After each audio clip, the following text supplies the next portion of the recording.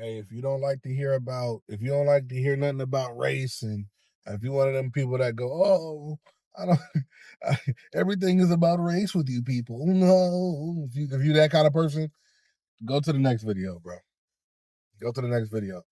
But anyway, I titled this video, "She doesn't need a man. She don't need a man. Whatever." Right. Um, the reason I'm talking about this, you'll see this as I go, is that we talk about this in the Black community a lot. I'm not sure if other communities talk about it. I don't know, right? But we talk about it a lot in the Black community. So check this out.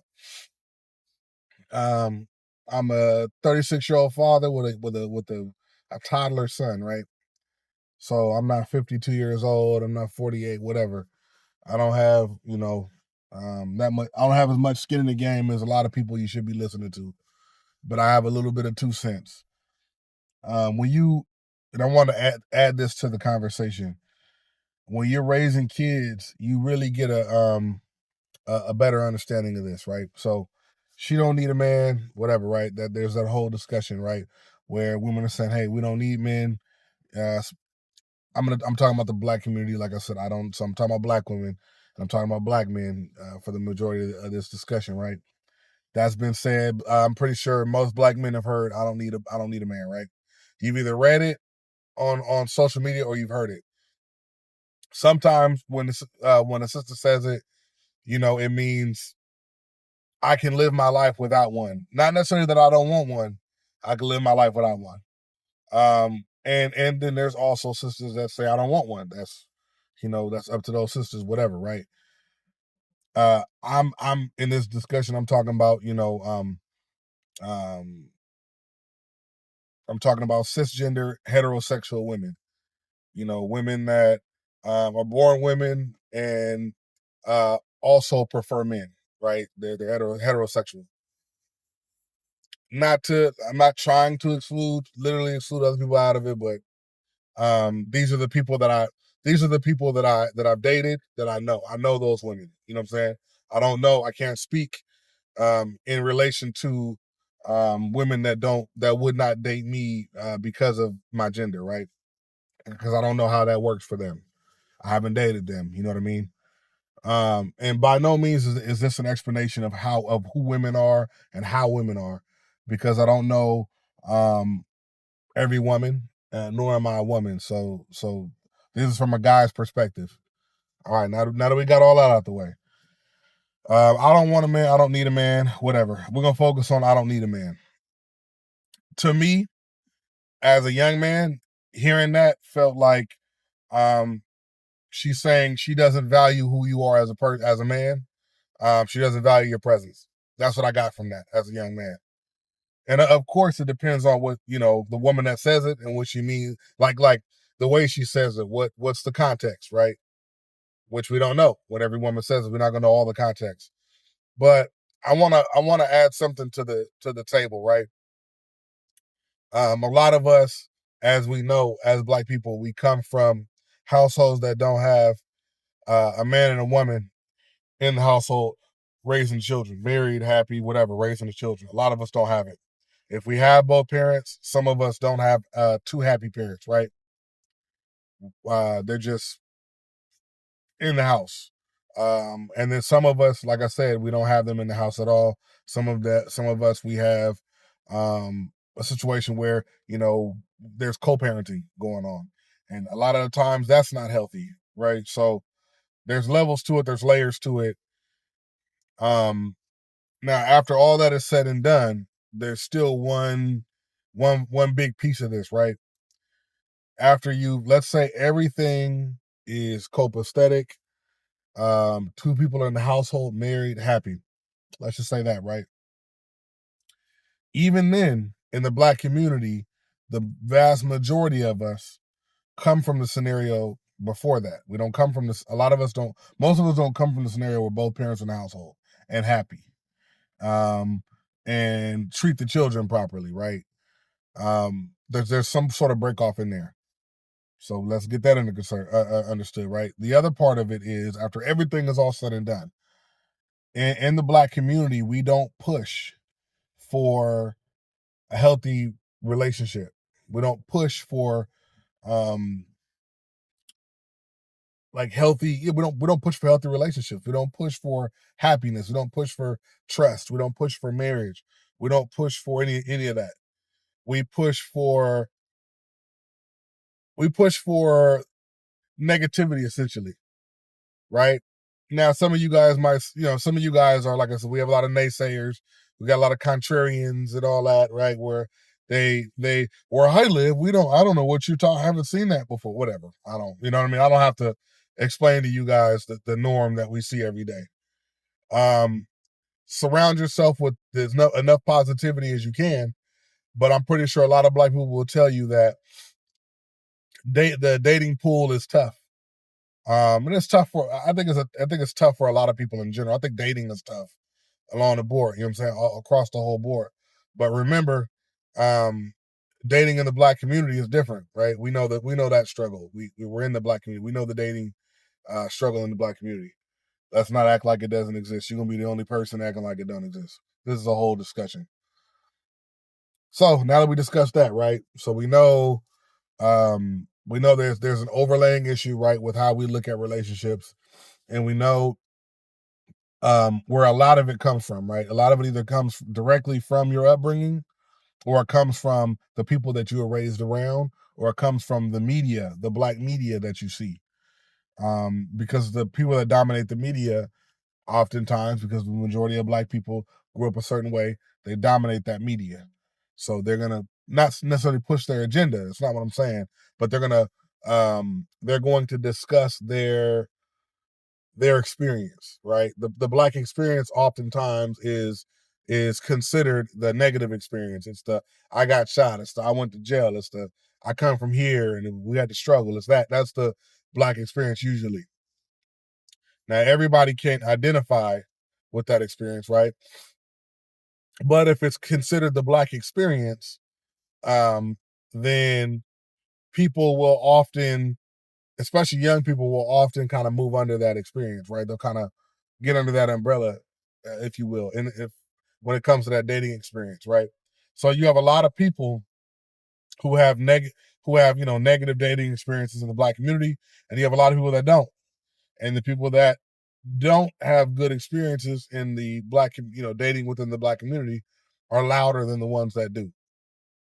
They're the ones that usually make the YouTube videos. They're the ones that usually are on social media, saying there's piss in the dating pool. You know what I'm saying? So on and so forth. You don't hear too much positivity. Now I will say that, in my opinion, it's because positivity don't sell. It don't really sell. We know that for a lot of reasons, but positivity does not really sell. So, you'll hear a lot more negative than you will hear positive about black women and about black men. So I have a little piece of information I want to add on to there, right? So for the black men that are watching this, if you had a daughter, are you teaching your daughter to be reliant on a black man, to be submissive? Are you teaching your daughter any of that? Are you teaching her to need a man? You know what I'm saying? The reason I asked that is I had to ask myself that. Now, this doesn't determine what we like, right? As grown ass men, we know what we like, right? We know um, the type of woman we like, right? We've had time to learn that and to kind of figure that out over time. You know what I mean? We've had time to do that. But do you like is and I'm not saying all of us are looking for submission and all that type of stuff. I'm just saying, is like, are we looking for that type of woman? But are we raising that type of woman? Right. Um, and I'm gonna say this is just my opinion. This ain't gonna be most women. I mean, this ain't gonna be most men, whatever. This is my opinion. If I'm raising a daughter, I don't want her, I don't want her to get married, right? Or be in a long-standing relationship with some guy, right? And then something happens, they break up, and she's got nothing to fall back on because I've seen it, right? And it could be it could be any person's fault, you know what I'm saying? But relationships don't always last. So what happens when you're in a relationship and you guys just don't work out and you and that person split, right? What happens if your daughter is uh married to some guy and something happens and they have to split, right? It just doesn't work out. Could be anything, but what if that happens? And then she relied on his money and she didn't have that go getter mentality. And she just relied on his money. Again, hey, his money, his choices, his whatever. If she just relied on all that, there's so much life lessons she missed out on. There's so many, there's so much money making opportunities she missed out on. There's so many, like, you know what I'm saying? There's a lot of that. What happens when they break up and she can't keep herself afloat because she never was, you know what I'm saying? She was taught to be reliant and all that. You know what I'm saying? And there's a lot of ladies now that I'm looking at now who who will be, right, the women that are, that will be like, they're looking for men with money so that they don't have to do anything. They don't have to do anything. That's what they're looking for. Take care of me, right? And we haven't even discussed the quality of the person, right? So I want to throw that out there because for me personally, I want my daughter to be okay. I want my daughter to not need anybody. It doesn't matter who it is. I don't even want her to need us to survive. I don't want her to need me and my wife to survive. Me and her mom, right? I want her to I want her to be healthy, happy, the best I can. But let me throw this out there too. There's a way to do that, to raise children, and this don't take rocket science either. There's a way to raise your daughter to not be reliant on a man, but also not devalue them either. There's a way to, you get what I mean? And I think is is somewhere in how you are with your daughter and the type of men you bring around your daughter, you and your wife, or you whatever you guys as parents bring around your daughter, and the type of lessons that she learns. So, for example, if my daughter only sees me contribute financially to the household, then that's what she thinks a father is. So when she gets married or when she's dating, that's all the only thing she's looking for because her father didn't contribute emotionally, with energy and her goals and her aspirations and what she did. We didn't have long talks. We didn't discuss life. We didn't discuss boys. We didn't discuss, her schooling, different things like that. We didn't discuss any of that. We didn't discuss the shows she was watching. We didn't discuss anything extra. So now a man is not anything but a monetary gain. He's not anything but his finances and maybe protection. And these are the two things they're looking for. Well, if that's the only thing that you're looking for, there's a whole bunch of trash men out there that could provide that. But that's the only thing that they can provide. Now, women that have been taught what a man actually is are looking for way more than that guy. And that's what's limiting him. So a lot of the men that all they got is money, and can protect you for in some way, shape, or form. A lot of those men are winning, right? But they're winning because they're looked at as high value men. Well, there's so much more to that. There's way more to that. And I'm telling you, I see it very often. The women around you, the women in your family don't really like you, right? Because you're not a great guy. They might love certain things that you do, right? They love that you can fix something. They love that you might be able to fix something, whatever, right? You might and then you might provide. And obviously you protect, you're a guy, right? And protection lies in really with both of y'all, but you know, from the get from at the head of protection is the man, right? Boom. You do all those three things. Those are very important things. There's way more there though. There's way more there. And it takes somebody to either see it or to yearn for it and to be looking for it to know that. I sat up here and watch, I sat up here and watch grown black men get their fingernails painted by their daughter. He walking out the room, he got his whole face beat. He got foundation, everything his little 8-year-old daughter got in her repertoire. She done put on his face. She done put on his nails, right? And make no mistake about that. That is also protection. That's you learning that. That's you learning that men. That's her learning that men can be vulnerable. Men have feelings, and men care about how you feel about things. They care what you're interested in, right? That's going to teach that little girl to be looking for all that. Those other three things: being able to provide, protection, and maybe being handy and things like that. Those are things those are pillars, right? But there's so much more to it. When we talk about not needing men, a lot of the times what I see is that person did not have a great male role model in their life. Now, does it, you know what I'm saying? And again, that's not that kid's fault. That's not that woman's fault. You're 36 years old. You didn't see a good male role model when you were growing up, so you don't have a value for men. That's not your fault that you grew up that way. It's not. But as black people, it's our fault. It's our fault for not pushing a more positive narrative. As a man, if you keep telling me as a man that I'm not valuable, then I won't try to be.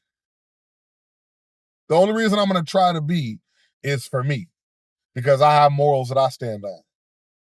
If you tell me I don't need to be in my child's life, there's a lot of us that'll go, then I won't be there. I don't know how it goes in other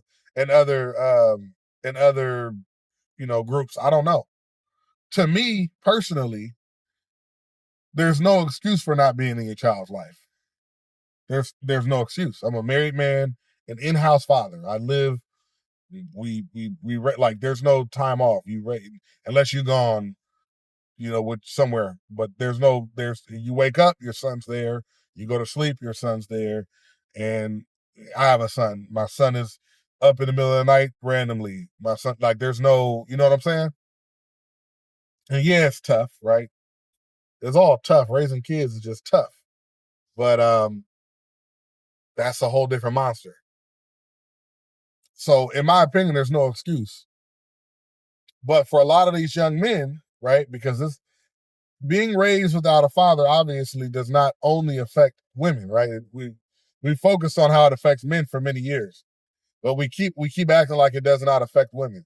Like women are okay. Like everything's cool. You could just not raise your daughter as long as the mothers. They're like, no, we're creating excuses for people. We're creating cop outs. Stop creating cop outs. We're making it okay to be okay with not, doing right.